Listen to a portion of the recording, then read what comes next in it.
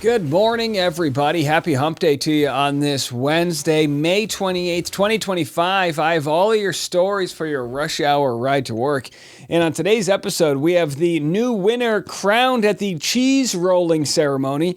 There's this event they do in England. It's always in England, right? They roll a big cheese down a hill and they run after it. I have this sneaky suspicion that I could win if I enter. So maybe next year, fingers crossed. We'll have that story. Plus, Bachelorette Jen reveals how toxic the Bachelor Nation fan base is. No surprises there. Then Hugh Jackman finalizing divorce after several years being estranged from his wife.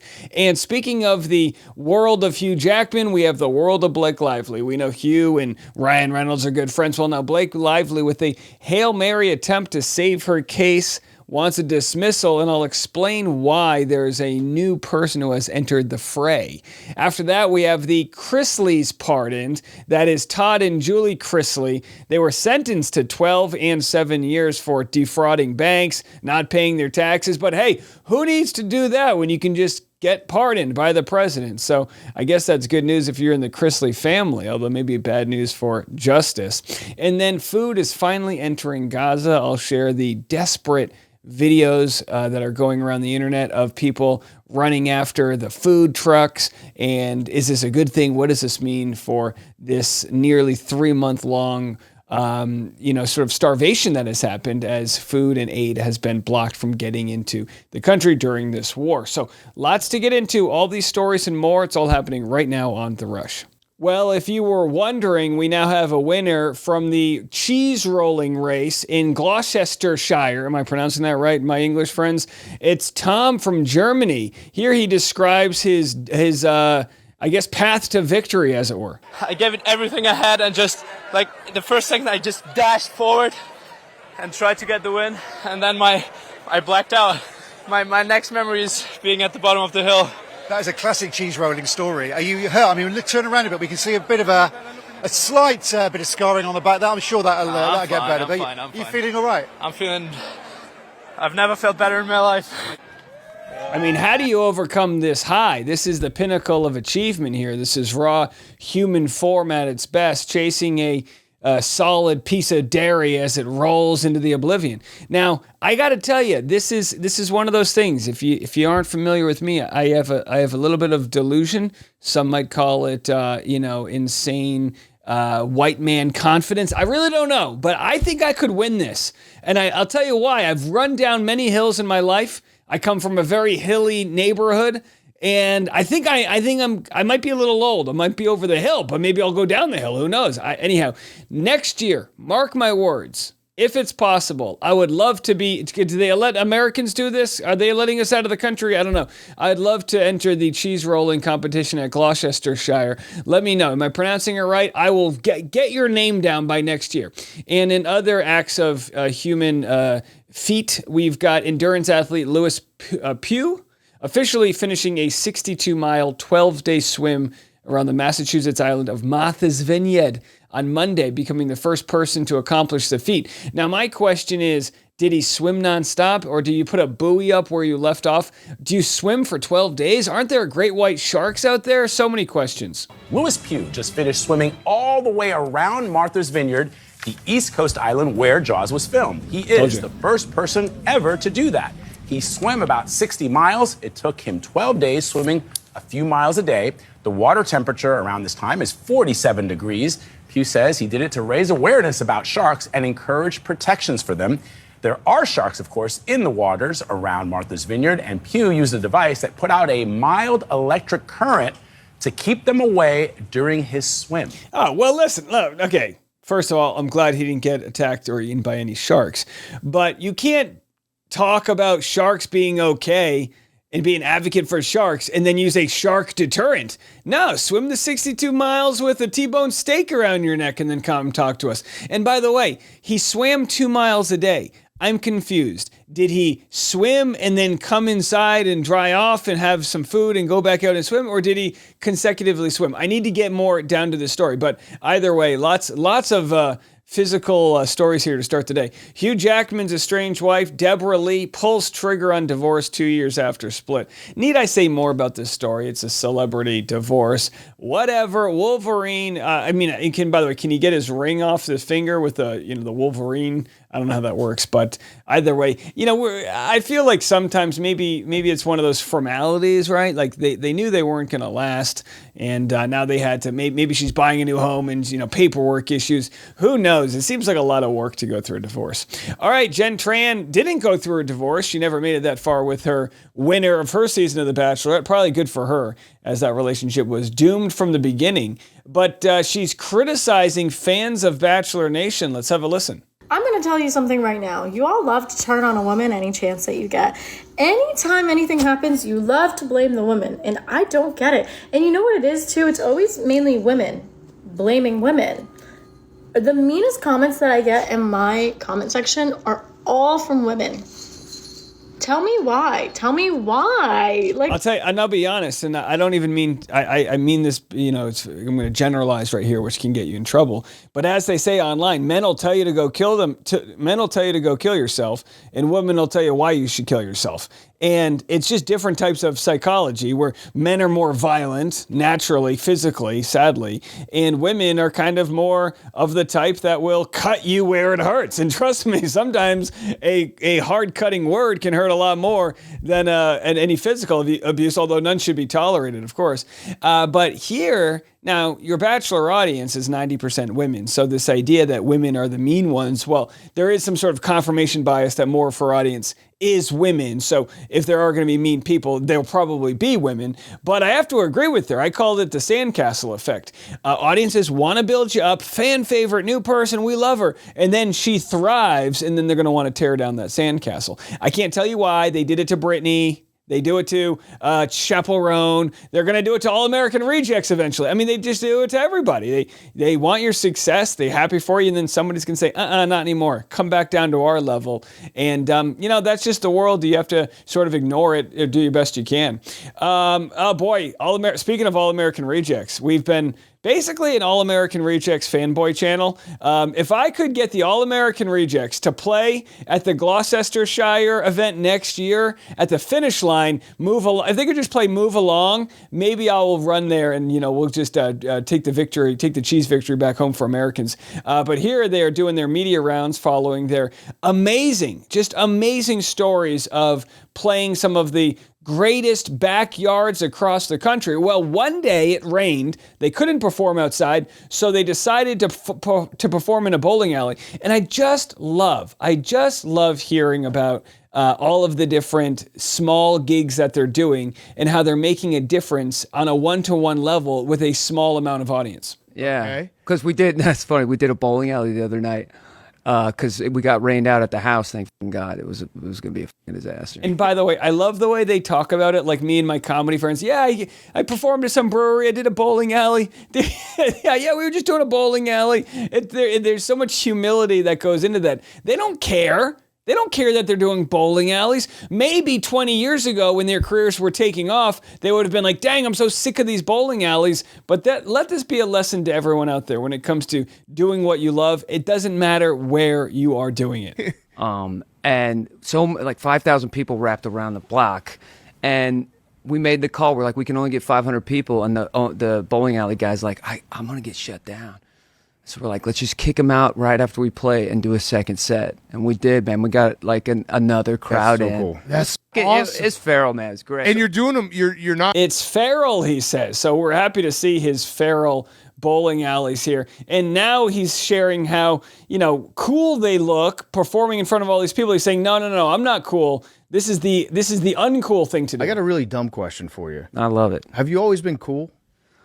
You're fucking cool. I mean, which is kind of hard to look at. Yeah, dude. Look at this. None of us were cool, man. You guys were sports junkies, and I bet you were since you were kids. Rock and roll's born in a kid's bedroom who doesn't have friends. That's true. I tell people that all the time. They're like, how do you play guitar? I said, well, the best thing to do is be 13 years old, don't have anything else to do in your life and just be obsessed with playing guitar, listen to the music. Yeah, it's like magicians are cool once they're like really good, but were they cool when they were learning the tricks? No, cool. This idea, like passion, and in some cultures you call it nerd culture. If you have a sort of a love for a very specific thing, whether it's creative, a creative love, or a love for movies, or whatever it is, you don't know your fellow comrades there, right? When you're younger, you kind of like this, grow up pre-internet, and you just think you're different because everyone's playing soccer and you want to play the guitar. Then eventually, all those years go by, you get kind of good at that thing you do. You get a lot of respect for the thing you do. The point being,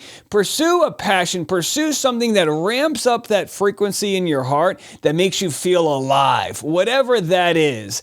And don't, not drug dealing and things like that, something healthy for you. And then harness that, work really hard at it, and you'll be cool. But not cool because you wanted to do something to be cool. Cool because you've risen to the top in your desired niche. All right, coming up next, and again, I'll talk about American Rejects all day long, but coming up next, we've got more on the Blake Lively trial that's sweeping the nation. Today's episode is sponsored by ZocDoc. When was the last time you needed to go to a doctor, but you pushed it off, made the excuse, I'm too busy, it'll heal on its own, I don't need help?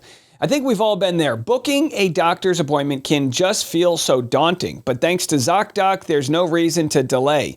They make it so easy to find and book a doctor who's right for you. ZocDoc is a free app and a website where you can search and compare high-quality, in-network doctors and click to instantly book an appointment. You can filter for doctors who take your insurance, are located nearby, are a good fit for any medical need you may have, and are highly rated by verified patients. I use ZocDoc, and you should too. So stop putting off those doctor's appointments and go to ZocDoc.com/rushhour to find and instantly book a top-rated doctor today. That's ZocDoc.com/rushhour. ZocDoc.com/rushhour. All right, we'll let Billy Bush kick this one off, but essentially, there is a new party to the Blake Lively case. Interesting move by Blake Lively's legal team today, saying, you got a friend in me, with this woman, Elise Dorsey, an attorney and sexual harassment survivor who has submitted an amicus brief in Blake Lively's ongoing litigation with Baldoni and Wayfair, sharing her story of a college professor and later boss leveraging his influence and power over her as a student and later co-worker for an ongoing sexual relationship she says was maintained under professional and academic duress. So an amicus brief, because I can use Google too, is a legal document that individuals or organizations submit to the court because they have an interest in a pending case. So they might not have anything personal to do with this case other than they want to make sure that there's some information that's added because, in this case, there is a new law in California signed by Gavin Newsom that is meant to prevent people from suing because of retaliation to maybe you calling them out for the Me Too movement and things like that. Now, the difference between the reason why Blake Lively wants this, obviously, to be relevant to her case, from the general desire to not have to deal with retaliation is Baldoni's not retaliating to Blake Lively because it hasn't been proven by Blake Lively's side that she's even telling the truth. He's quite frankly just defending himself. That's all that's going on. Leanne Newton, good friend of the show, she was on last week, says, I'm not going to cover the memo because it's 25 pages of reasons why the California Assembly Bill 933 is important. The importance of the bill is not something I dispute. Its relevance to Lively's claims are the part I'm struggling with. So I'm going to share the letter. I'm going to share a statement from Elise Dorsey. Again, this survivor who had to deal with her boss trying to sue her. The only difference is, and that's stated here, is that in Elise's case, it was proven that the boss had done the things that she had alleged he had done, right? It is not proven that Baldoni has done any of the things that Blake Lively alleges. So Leanne says, I empathize with her, but her case is different to Lively's. For a start, the person who harassed her effectively admitted this conduct, whereas Wayfair has rigorously denied Lively's allegations from the outset. So it appears as though this person filing the amicus brief feels that if Blake Lively's motion to dismiss is struck down, that it could endanger the credibility of this bill that is there to protect victims. So the Los Angeles Times is picking this up. Blake Lively backed by advocacy groups in legal fight with Justin Baldoni over the #MeToo speech law. Now, this might be a terrible sort of case study for the advocacy groups to back, because it's not just about retaliation. It's not about retaliation whatsoever. It's about Justin Baldoni saying her claims aren't true, right? And so here's what they say in the article. Equal Rights Advocates, a San Fran-based legal nonprofit that advocates for gender equity and workplace protections, filed an amicus brief on Tuesday urging a federal judge to uphold Lively's motion and defend California's new free speech law protecting those who speak publicly about misconduct. A separate letter of interest was also filed by Elise Dorsey, a former federal employee and harassment survivor who described being sued. So we already discussed that. And Baldoni's team has strongly opposed the dismissal motion, arguing that Lively's accusations were knowingly false and that the statute she invoked is itself unconstitutional. They argue the law goes too far by threatening steep financial penalties, saying it could discourage people from going to court to defend themselves against false accusations. Right, that's the problem. Blake Lively's saying, well, you're retaliating against me, and they're saying retaliating, we're just defending ourselves from your false allegations. In no event, they say, on this motion or at any stage of this proceeding will the First Amendment permit the extreme and unconstitutional award of fees, costs, and treble and punitive damages Lively demands. So the position drew a sharp response from Victoria Burke, an attorney who helped push for AB 933 and is now leading efforts to pass similar legislation in 16 other states. I was highly disappointed with the move, she says. Again, my personal belief, not a legal expert, is that using the Blake Lively, Justin Baldoni case to defend this is just the wrong case to discuss. So this is the first major test of this bill, AB 933, since it was signed into law by Governor Gavin Newsom in October of 2023.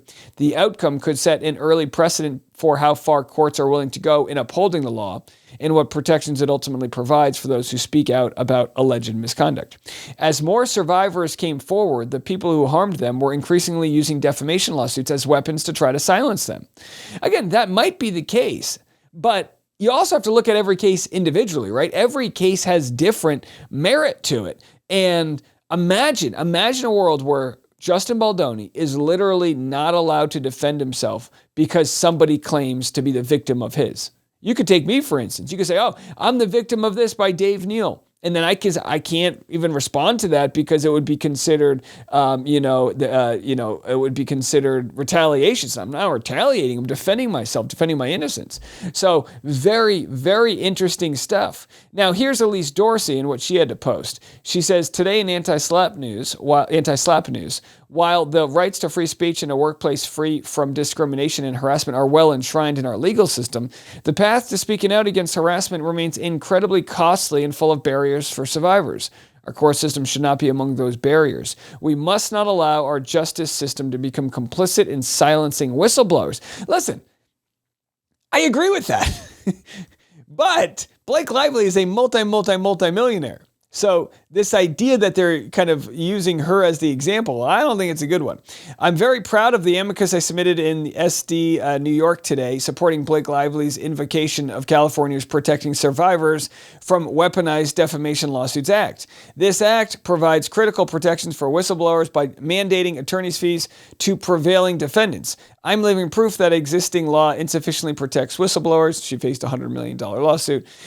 She says retaliatory lawsuits have surged post-Me Too, silencing many survivors and chilling others from even reporting. These lawsuits themselves are unlawful and against public policy. They silence much-needed public discourse, waste judicial resources, and are anathema to free society. So either way, I'd love to know what you guys think about this as we continue to discuss this new wrinkle in the lawsuit. A lot of people are wondering, will this thing ever go to trial? The judge hasn't ruled on so many of these motions. They're set for trial in March of 2026.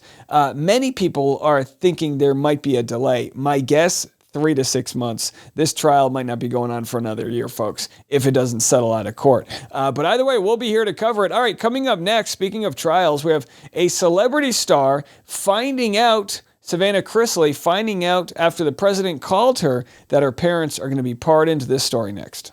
Look, I know what you guys are thinking. You just want to be able to buy your first home. You want to be able to afford groceries and be able to afford your health care. But we've got a pardon for reality stars. Have a listen. President called me personally as I was walking into Sam's Club and notified me that he was signing pardon paperwork for both of my parents. So both my parents are coming home tonight or tomorrow, and I still don't believe it's real. I'm freaking out. So that's Savannah Chrysley. And by the way, yes, it is one of the hardest voices to listen to. No offense, Savannah. Holy cow. God bless you. She's wearing a lot of crosses, though. I mean, I would be too. I mean, imagine, right? I mean, even if you disagree with what's going on or you think this is an abuse of the executive power, which I do, if your parents are in prison, this is really good news to find this out. But the fact that we got to rely on someone waving their wand, he's like the Oprah of pardons. Everybody look under your chair. You get a pardon. You're not a fan of me? You don't get one. So first of all, you have to be a fan of his. You have to bend the knee to get a pardon. But her parents were in jail for, committing fraud and tax evasion. Now, you might argue they got a heavier sentence because they're famous. I have no idea. I've Googled them. I don't really know. Before the Chrisleys became reality television stars, they and a former business partner submitted false documents to banks in the Atlanta area to obtain fraudulent loans. They accused the couple of spending lavishly, then using new fraudulent loans to pay off old ones. And then apparently they forged more documents when they found out they were under investigation. I mean, it sounds like they're kind of scumbags, but what do I know? Here's the moment from the Oval Office, which, by the way, gets more gold every day. Every single day you look in the Oval Office, it just looks like a Scientology set. Doesn't it look like we should be honoring like Xenu right there? A lot of gold drapes happening, but this is from President Trump's perspective as he makes that phone call to Savannah as she's entering Sam's Club. Your parents are going to be free and clean, and I hope we can do it by tomorrow. Is that okay? We'll try getting it done tomorrow. So wonderful. Give them, I don't know them, but give them my regards and wish them a good life. All right, so then she talks, and it's, okay, there it is. I mean, what can you do? Wild story. Also, just a few days ago, Trump announced pardoning of former Virginia sheriff convicted of accepting bribes for auxiliary police positions, including from 2 undercover FBI agents, accuses Biden's Department of Justice of weaponization against the sheriff. I guess that's what it comes down to. Anyone who went to jail under Biden was a weaponization, but now you're free to go. So anyway, God bless the United States, I guess, right?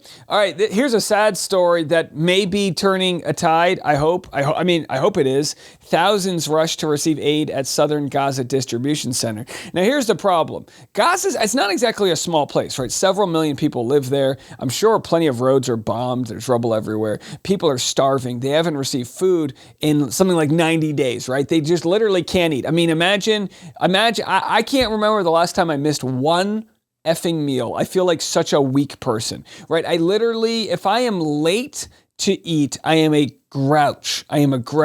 There's a difference between being hungry and being starved. I mean, we've watched on Survivor, right? They go 25 days with just eating a little bit of sticky rice, and they can't think right because their brain's not getting the nutrients. The people of Gaza have been starving, and now they're getting some aid in southern Gaza at one distribution center, and they're all rushing for it, and they look so desperate. And I would be too, because they aren't necessarily starving so much as they are being starved. They are being starved to death.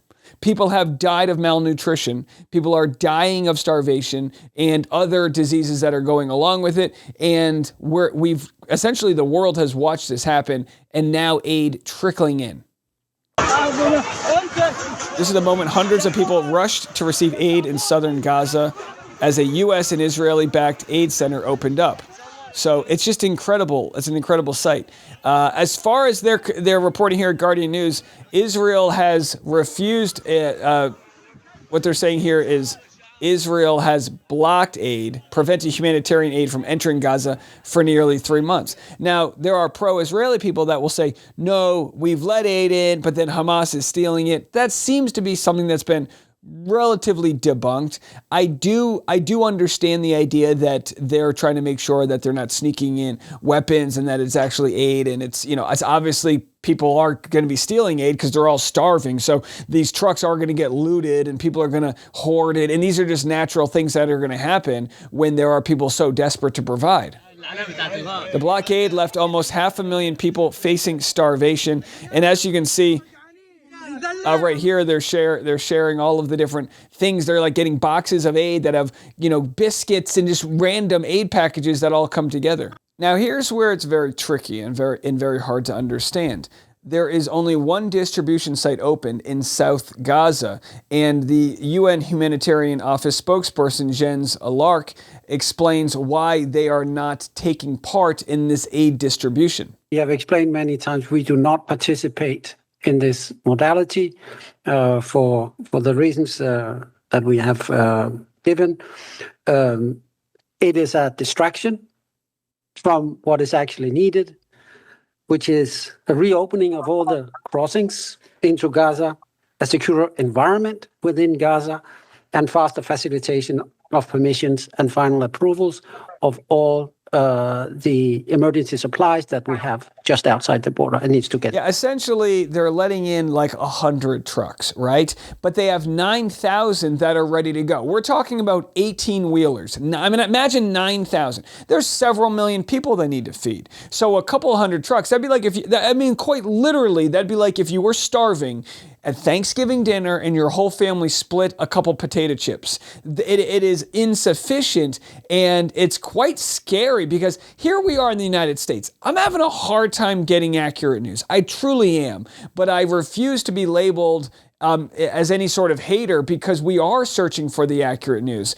And here they're explaining how this controversial U.S.-backed aid group is working, and some are saying they're only giving aid in the south of Gaza because they're trying to pull people down there because it's part of what they're calling an ethnic cleansing. They're trying to cleanse ethnically, no other way to say it, right? The Palestinians as the Israeli government takes control of northern Gaza. It's pretty wild stuff.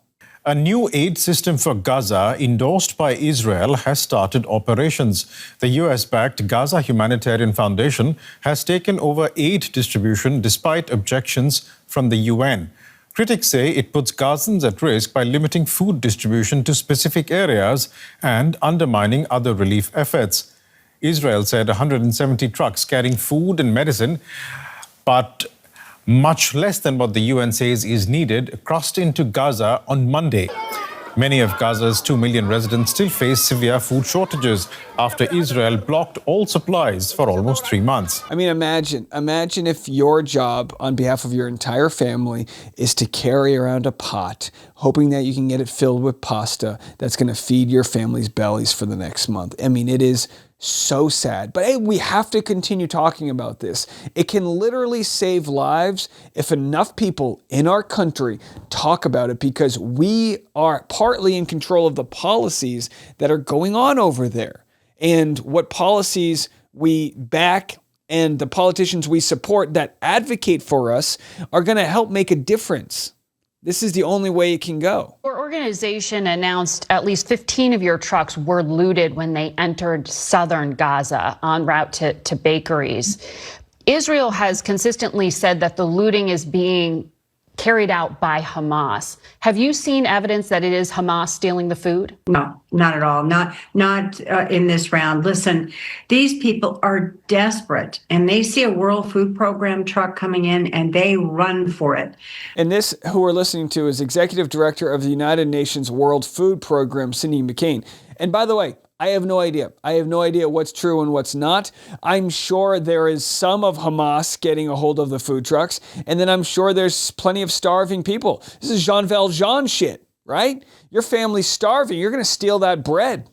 This doesn't have anything to do with Hamas or any kind of organized crime or anything. It has simply to do with the fact these people are starving to death. And so we will continue to go in. We will continue to go in with food and the kinds of supplies that we need to help the bakeries operate and make sure that we can continue to do that and hopefully be able to do more of it. But again, we can't do this unless the world community puts pressure on this. And that's what it comes down to. The world community puts pressure on this. And look, you might have friends that aren't familiar with the story. Send this to them. Send them any of these clips. Let people know what's going on. Let them know. We can't turn a blind eye to the atrocities that are happening. We have to shine light on these dark, dark things that are going on and have these tough conversations. So anyhow, that's going to be it for me. We'll be back this afternoon, continue to give you guys all the news I think you need to hear. We'll see you then. I'm Dave, and this is The Rush.